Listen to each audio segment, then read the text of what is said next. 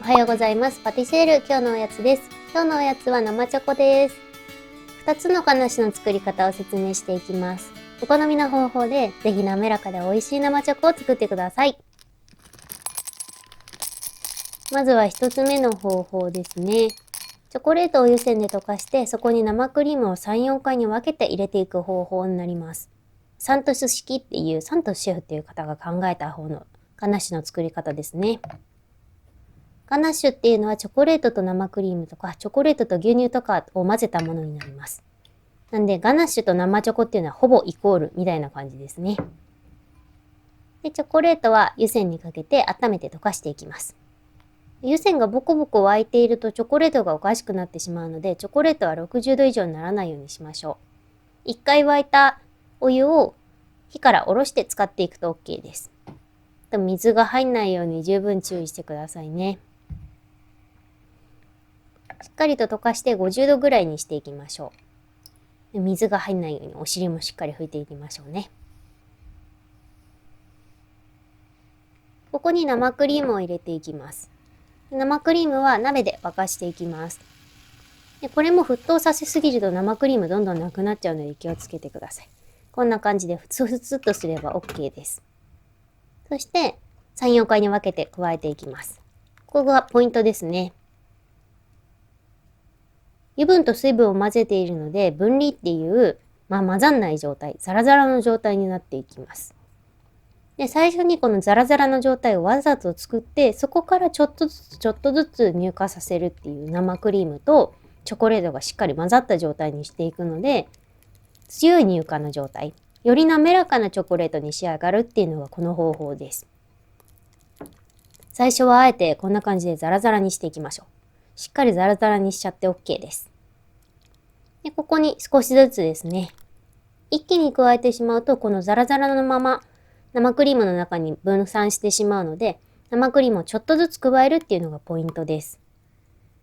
必ず3、4回に分けて様子を見ながら混ぜていってください。このザラザラになった状態からツヤツヤの状態になっていきます。それがしっかり油分と水分が混ざった乳化っていう状態のポイントなので、しっかりとこのチョコレートの状態を確認しながら混ぜていってください。まだちょっとザラザラしてますね。これ今乳化しようとしているところって感じです。この見極めがとても大事ですね。このザラザラの状態のまま冷蔵庫に入れても固まることは固まるんですけど、後でちょっと油が浮いてきてザラザラした美味しくない食感になります。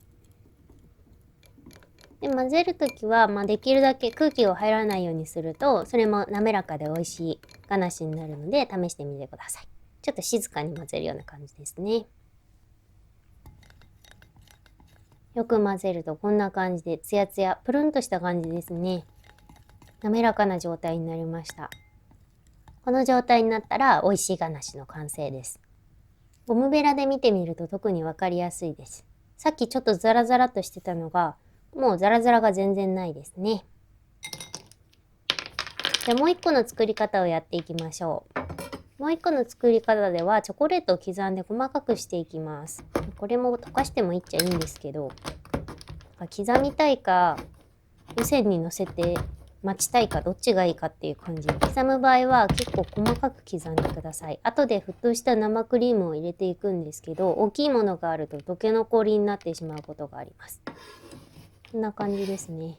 半分とかだとちょっと大きいので、この丸が6分の1とかになるくらいですかね。小さくしていきます。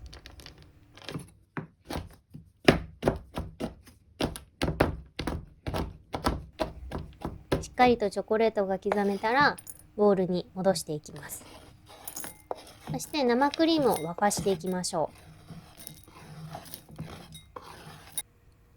こちらもふつふつしてしっかり沸騰してきたら、すぐに火から下ろしましょう。沸かしすぎると量が少なくなっちゃいます。で、チョコレートに回しかけて、で、チョコレートが浮いてないように気をつけてください。ここでは混ぜるのではなくて、チョコレートを全部沈めるような感じですね。で、1、2分待つと真ん中まで溶けてきています。泡立て器でしっかり溶けたことが確認できたら、中心から混ぜていきます。これがすっごくポイントです。全体を混ぜてしまうとダメになってしまうので、この真ん中のところですね、真ん中にチョコの塊があるので、そこを重点的に混ぜていきます。こう真ん中からプルンと乳化したチョコレートがこう出てきたのがわかりますか？さっきはチョコレートに生クリームを3、4回に分けて加えたと思うんですが、今回は分けないで加えて、こう中心から混ぜていくので、分けて加えたのと同じように真ん中のところで1回分離させてからその後乳化させてっていうのが起こってます。見えてないのであんまり分かりにくいかもしれないんですけど、そのために中心から、ちょっと根気強く混ぜていくっていうことですね。それをしていくと、さっきの生クリームを分けて入れたのと同じように真ん中の部分から少しずつ乳化していくような感じになっていきます。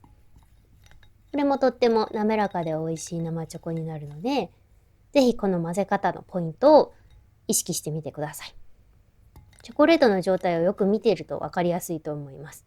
こうプルンとしてる感じですね。これが美味しく乳化したガナッシュになります。